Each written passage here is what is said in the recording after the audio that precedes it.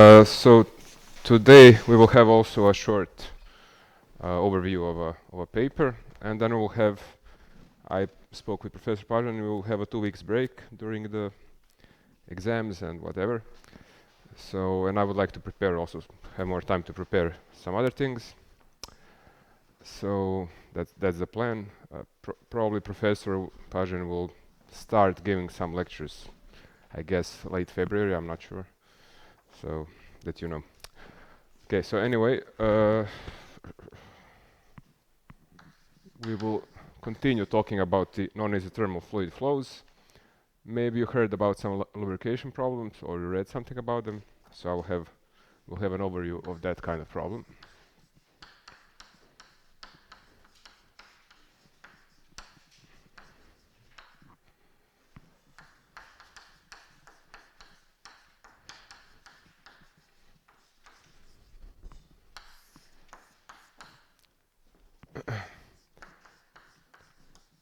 So we have a lubrication problem with the upper boundary being a rough boundary. In some way you want to construct a model, an approximation that will take into account this rough boundary. So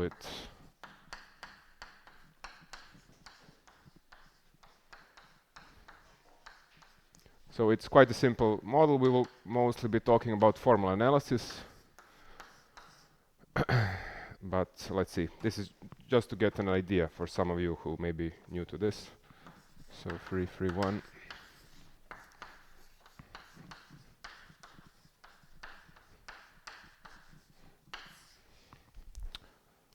Okay, so we're looking at a lubrication problem.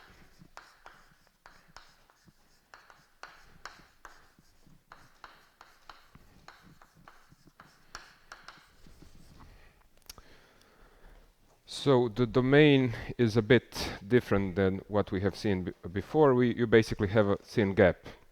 So this models a lot of processes in natural processes that happen, and this is the so-called lubrication problem. So the domain is given in this form: omega epsilon is xz in R3. So x is from some two-dimensional domain, and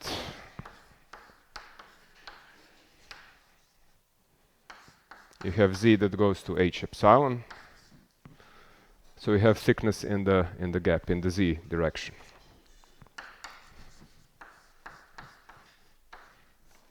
Okay, so let's denote this by 1. So I put 2 papers in Google Drive, but now we are not just going through papers, we are combining some of them and getting an overview. This will be a combination of 2 papers, we will see why. Very brief, both of them. So thin domain.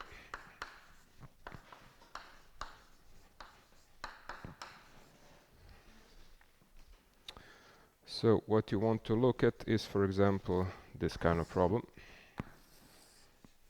So this is a 2D overview, but the domain is of course 3D. So x is from R2. You have some rough boundary. Here you have rough boundary.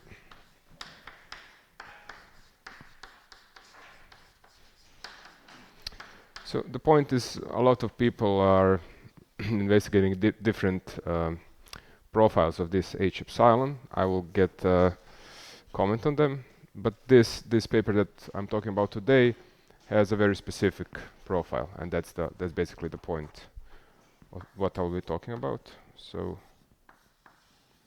this is of order epsilon, and here you have a fluid inside.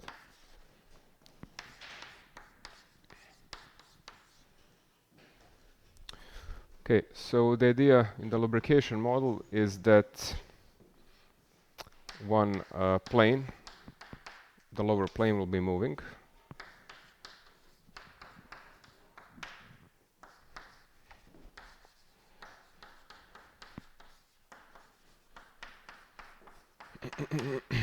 Well, the other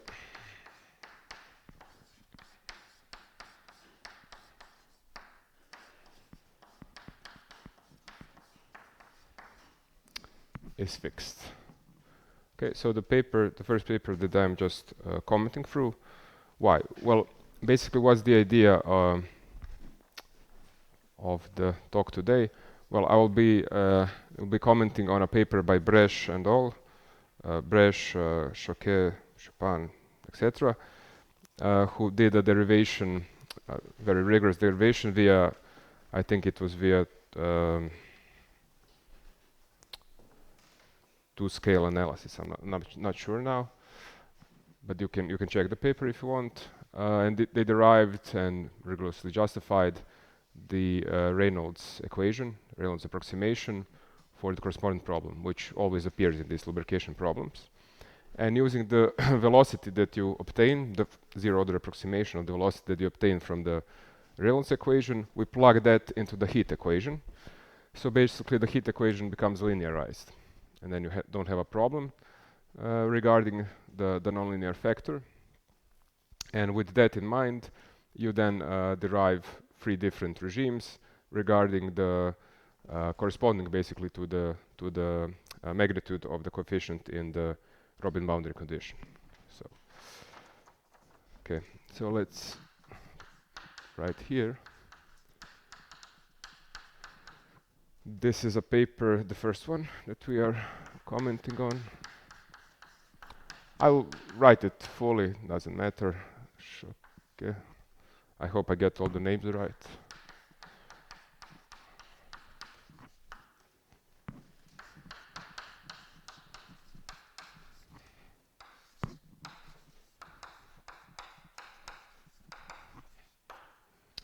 So it's called roughness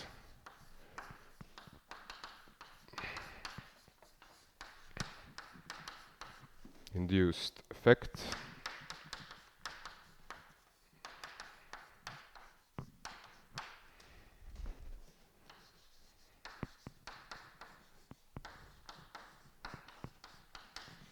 The main order, just let me check something.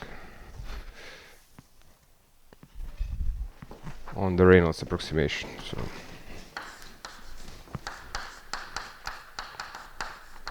So basically they are deriving rigorously the Reynolds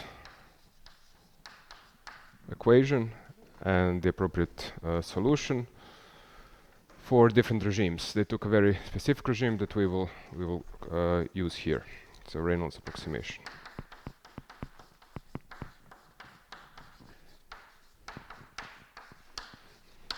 So you have multi-scale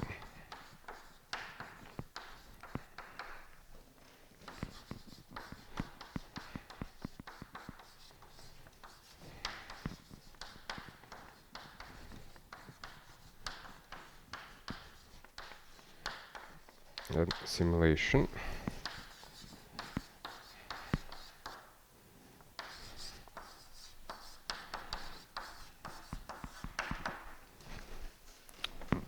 Okay.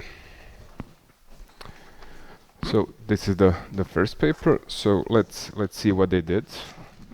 And as I mentioned, we are basically using directly the result, so that we have a direct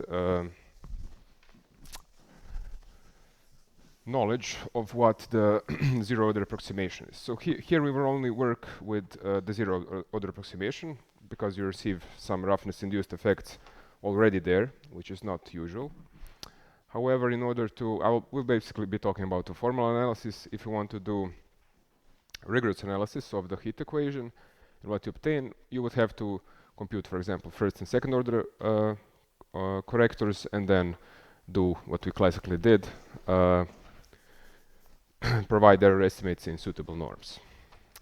But okay, let's first focus on this problem. So you have the classical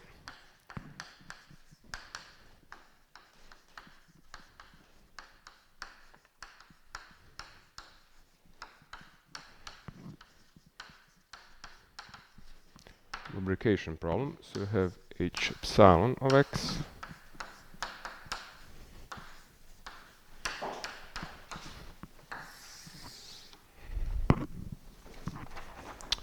okay, so this is the first regime, and we will derive the we'll just write down the Reynolds equation that you obtain.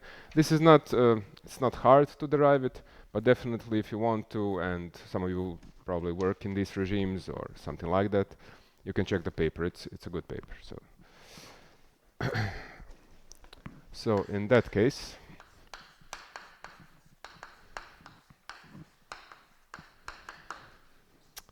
if we begin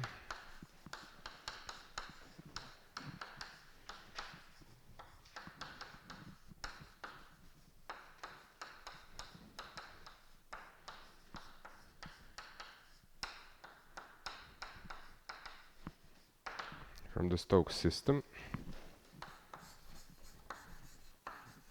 Well, you know the Stokes system, it's not difficult. So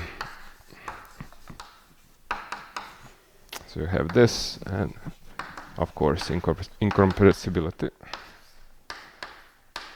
So denote this by 2. 1 was the domain. So you have this in omega. And you have the boundary conditions that are specific to lubrication problems. So with the boundary conditions,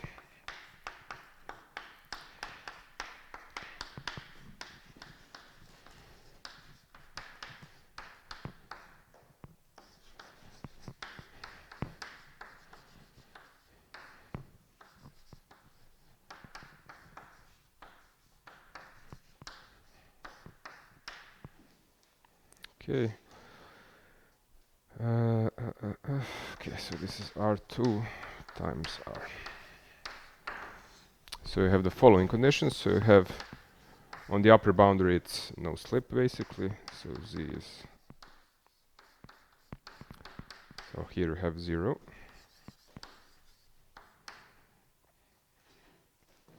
And on the other one is also 0. Okay, and then U epsilon.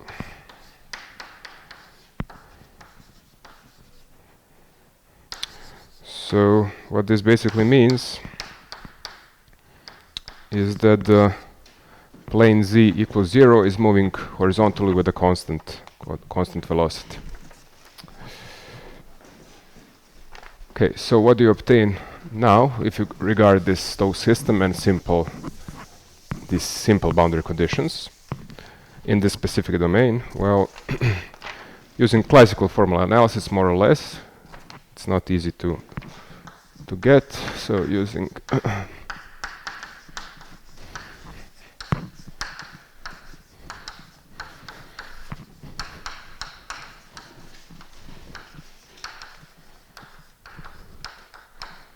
so formula asymptotic analysis with respect to epsilon.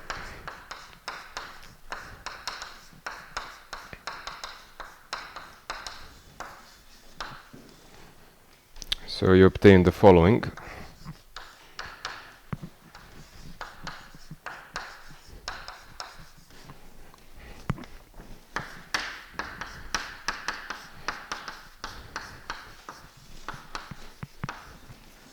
So the following equations.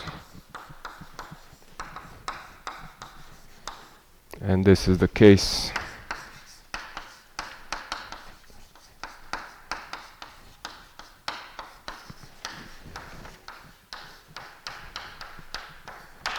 without rugosity.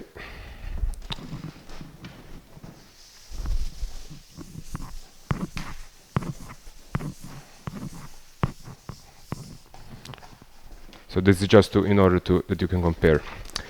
So you have these two equations, minus my dz squared u0. So here we're only looking at the zeroth approximation. For us, this is enough. So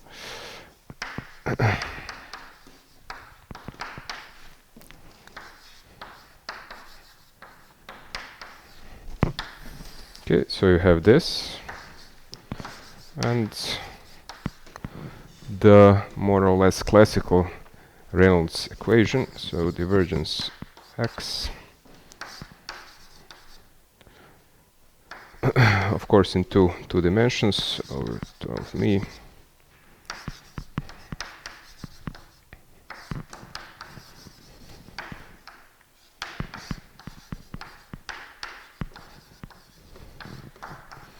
and denote this by 3.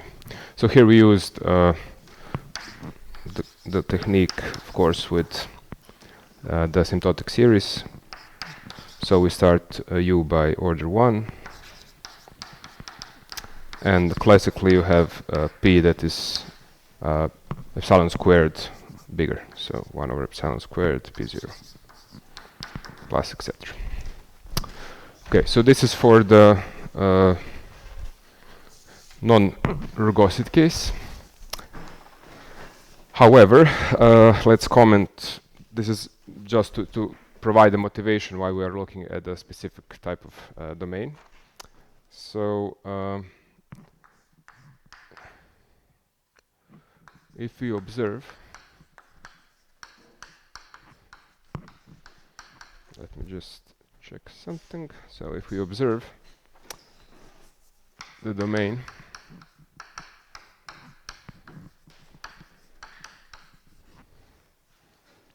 with a rough boundary,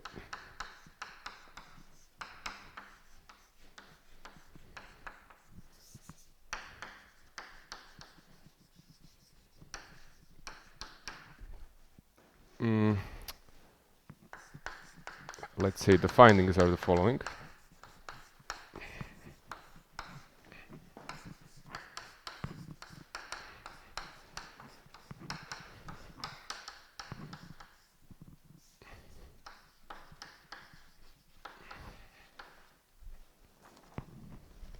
Okay, so if we take, for example, h epsilon to be of this form,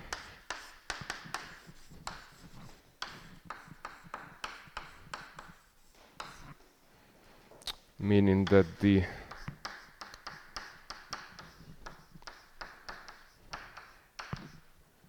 oscillations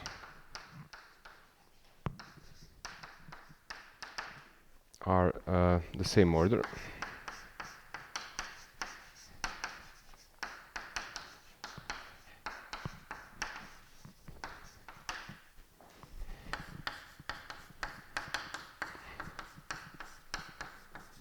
as the thickness of the domain.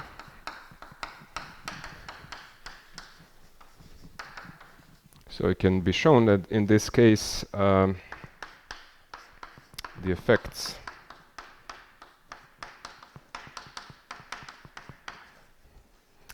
of the rough boundary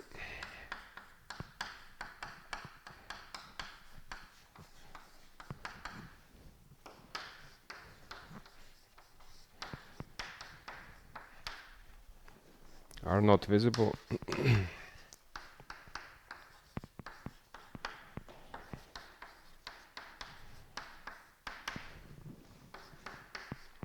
so in the Reynolds equation.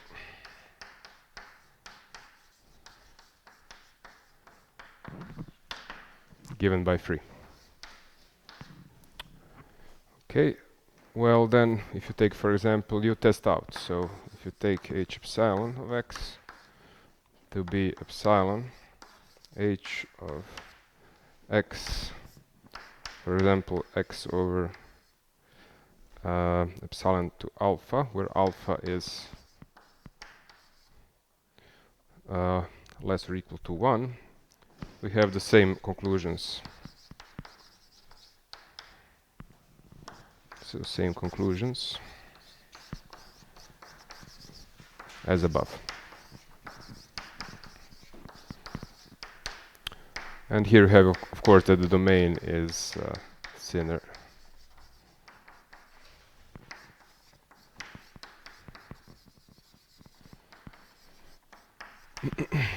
Then the boundary.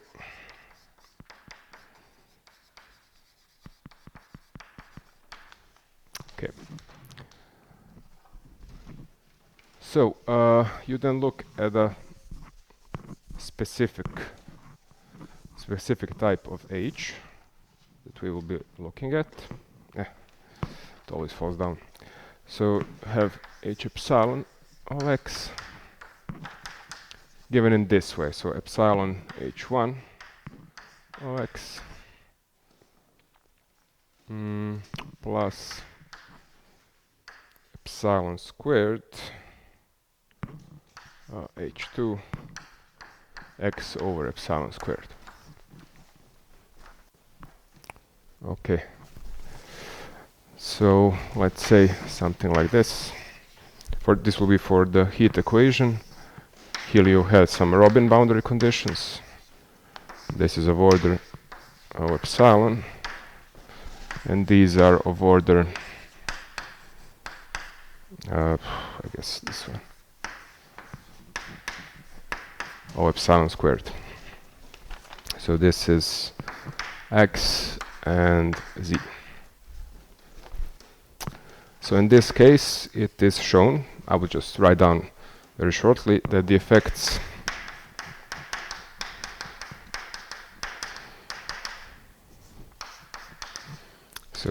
of the rough boundary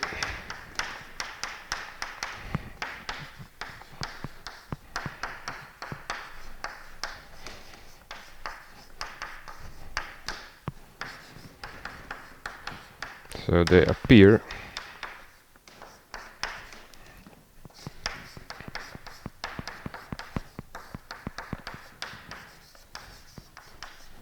in the Reynolds equation.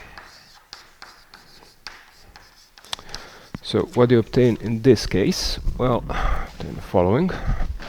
You obtain the modified Reynolds equation that in some sense takes into account the rugosity of the domain for the presence of some parameters which basically contain H2.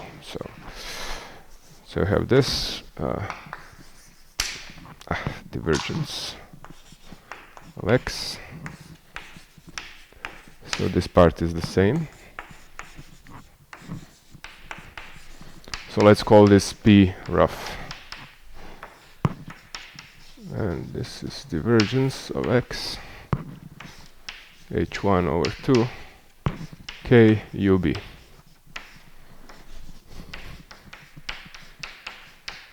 So this is the modified Reynolds equation. We have the presence of this parameter k, which I will not go into. For more details, you can see the paper, and you have the corresponding equation for the velocity. So dz squared u rough is h1 squared gradient of p rough plus me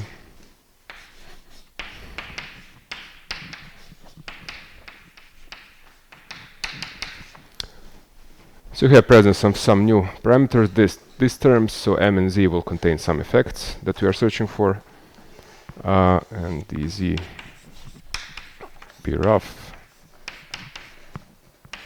is equal to 0. So you can denote this by 4. So let me comment what I just said.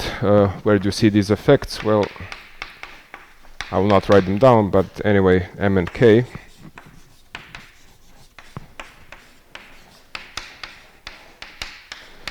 they are coefficients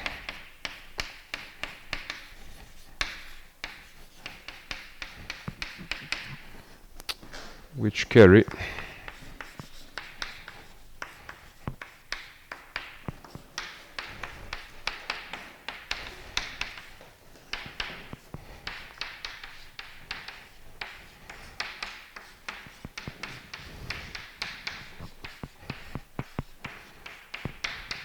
the effects of the rugosity. So they depend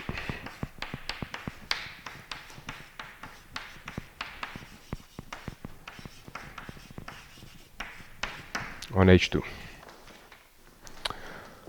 Okay, so this is a very short overview of the paper. For all details and mathematical justifications, you can check it out.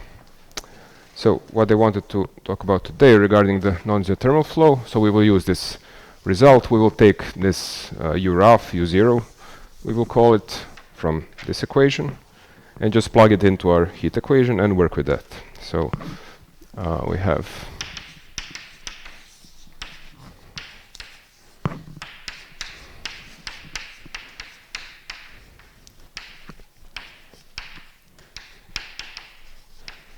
unknown is the thermal flow.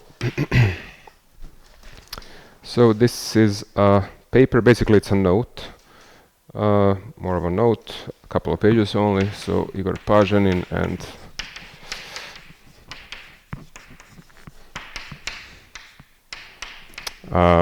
Francisco Suarez Grau.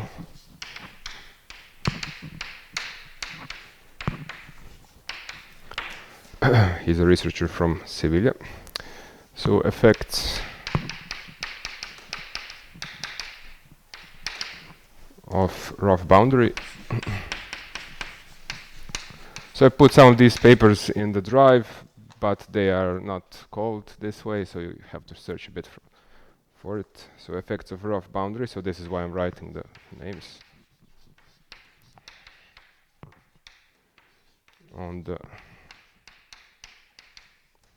heat transfer.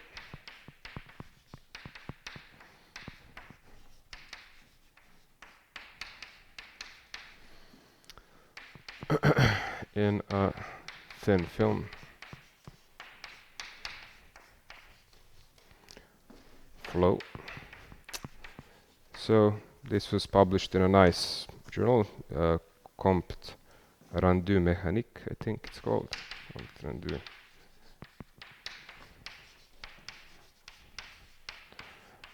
I studied French for 10 years, but I'm not sure if it's written this way. I think it is. They don't have an H, I think.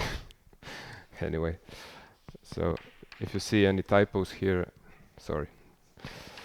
213. So 646. 652.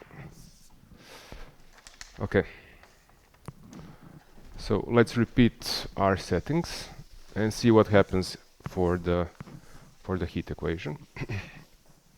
So this is a classical idea. Sometimes people, if you want to study the heat equation or some other type of equation which contains the velocity, you don't have to repeat the whole process. Just take from another paper what they already got and work with that. So this is an idea in order to save time. So we observe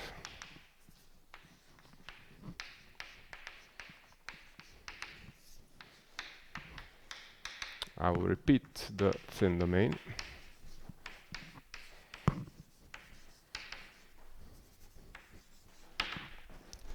So omega epsilon is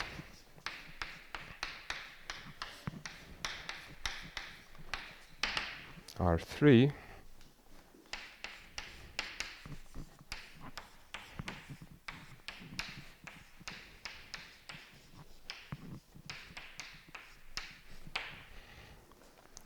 okay, and you have the heat equation.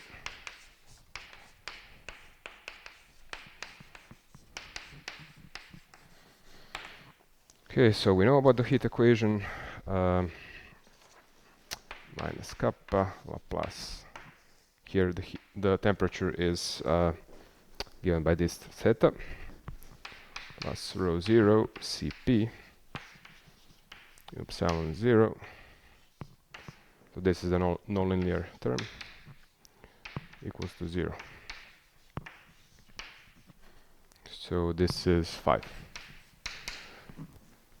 Okay, so sometimes you have to work a bit more carefully with this term. It's not complicated, but you have to be aware that, for example, if you're working for a construction where you don't know the velocity or the temperature, as I think we did in the last paper, then when you're justifying the model, you have to be a bit careful with these terms, but it's not too difficult to handle.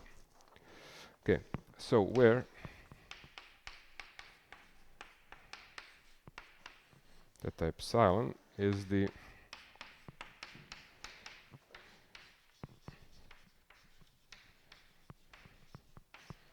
unknown temperature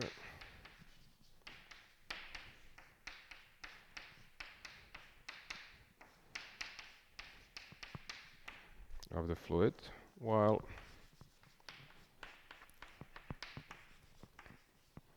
U epsilon 0 is the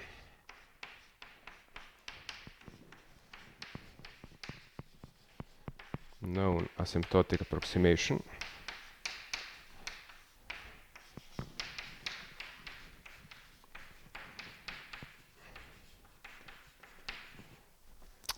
given by,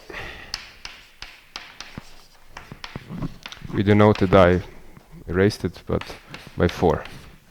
So in this way you obtain basically a linearized problem.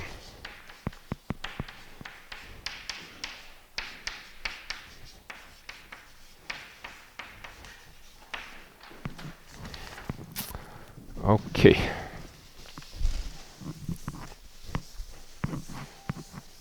So we are just focusing on this one equation with, of course, specific, but as much natural as possible boundary conditions for the temperature.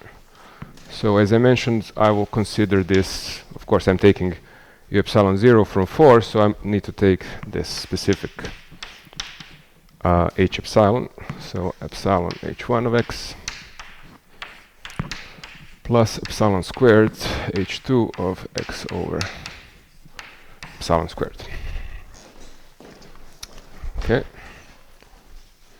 So regarding the boundary conditions, you have the following.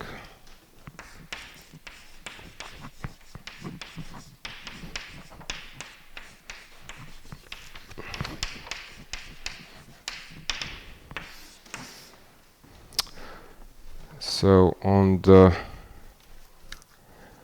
this gamma epsilon, let's write down. So you have this one,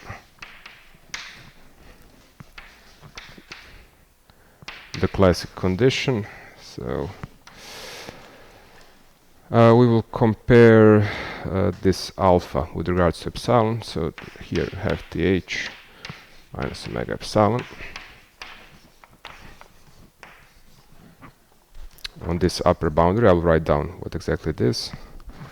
So we have a given temperature at the bottom. So this is on. And everywhere else you have 0 basically. So where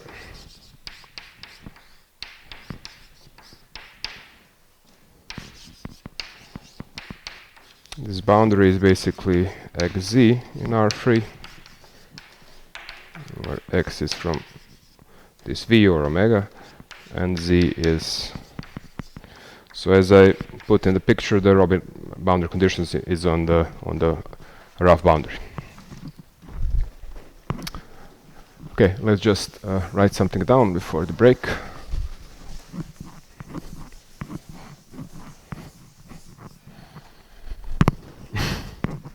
So for the simplicity of the notation, you usually take this rho 0 and Cp. I think Cp is the specific heat capacity, and rho 0 is reference density. I'm not sure. I would need to check for the simplicity.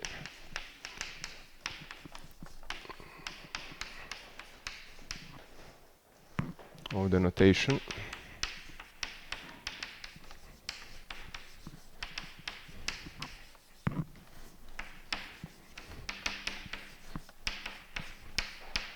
So we take rho 0 is 1 and Cp is 1. And the goal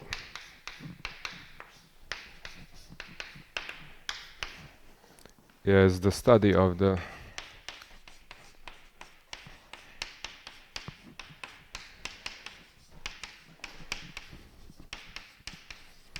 asymptotic behavior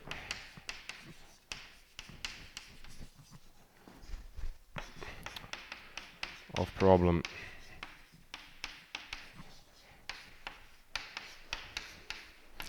five and 6. Okay, let's take a break classically until 11 and 10, let's say, and we will go through the derivation of the effective model.